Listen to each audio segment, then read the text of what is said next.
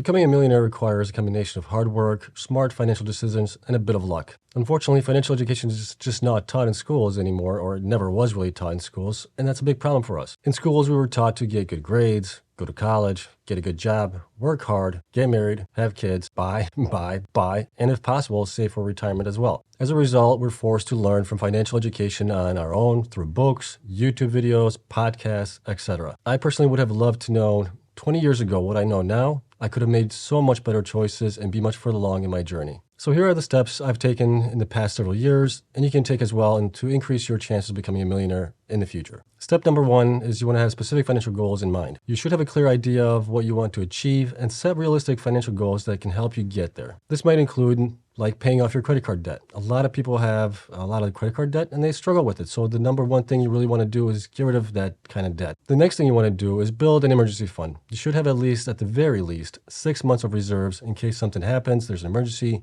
you lose your job or something like that, you want to have those reserves on hand. After you've done the first 2 things, the next thing you want to do is start looking to invest in the stock market or real estate if possible. Step number 2 is to live below your means. One of the most important steps of becoming a millionaire is to spend less than you are currently earning. One way to do that is making a budget and sticking to it. You can use a spreadsheet or a budget tracking application, regardless what you're using. You just got to stick with it. You also need to cut unnecessary expenses. For example, make coffee at home instead of buying it on the way to work, making yourself a lunch instead of buying one daily. You'll be surprised how much you can save just by doing that alone. So if you take coffee, for instance, $5 a day, multiply that times 5 times in a week, you get $25, multiply that times 4 weeks in a month, you get, well, $100, multiply it by 12 months, you're looking at $1,200 there alone. Now, if you take also lunch, say $10 at the very minimum that you're going to be spending on lunch each day, that adds up to be about, $50, $100, $200 a month. Now multiply that by 12, you're looking at roughly $2,400. Combine that with the coffee that you're saving on. Now you're at $3,600 a year that you could be saving, putting that towards paying off debt, doing other things with it as well. You should also be living frugally. Buy things that are on clearance, use coupons, don't buy a new iPhone each year. They should last you a good 2 to 3 years at the very minimum. That way you're only spending $1,000 every 3 years instead of $1,000 every year. So that way you can save $2,000 in those 3 years if possible. Step number 3 is to invest in yourself.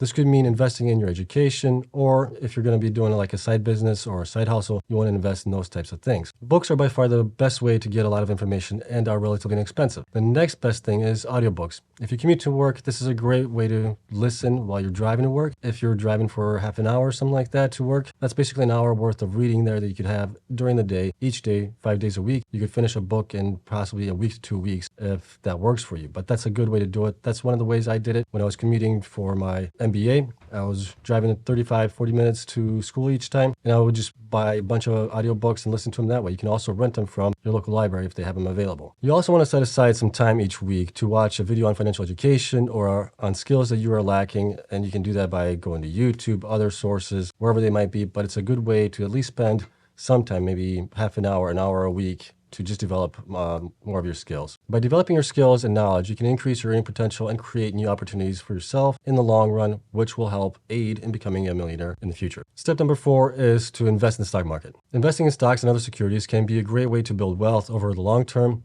However, it is important to do your research and choose investments that align with your risk tolerance and financial goals. When you are younger, you can be more aggressive in the stock market, but as you get older, the strategy has to change to be more conservative as to protect the wealth that's been already generated. You want to have that wealth be there, so when you retire, it is there for you. As a side note, 90% of the day traders lose money in the markets. It's far better to dollar cost average in over the long period of time. We're talking about here decades, not weeks, days, or months. You want to invest for the long term. Number 5 is create multiple streams of income. Your single income stream from working 9 to 5 will just not cut it, and you will not become a millionaire from doing that alone. To build wealth faster, you need to diversify your income streams. This could include starting a side business, investing in rental properties, or generating passive income through investments, which you could do with stocks that have payout dividends. This is one way of doing it as well, but you got to build on top of what you're already making from your 9 to 5 in order to get ahead. And lastly, step number 6, be patient. Becoming a millionaire takes time and patience. It's important to stick to your financial goals and keep working hard even when progress seems slow. Remember that everyone's path to becoming a millionaire is different, and there are no guarantees. However, by following these steps and staying focused on your goals, you can increase your chances of achieving the financial success that you're seeking for. It's going to be a wealth of knowledge that you're going to gain from it. It's also going to be a big improvement in your life, and not only your life, but potentially your kids' lives as well. So I hope you guys stick with it. I hope you guys do a lot of research, and I hope you guys enjoyed the video. If you did, hit the like button, subscribe, helps me out, and I'll see you guys in the next one.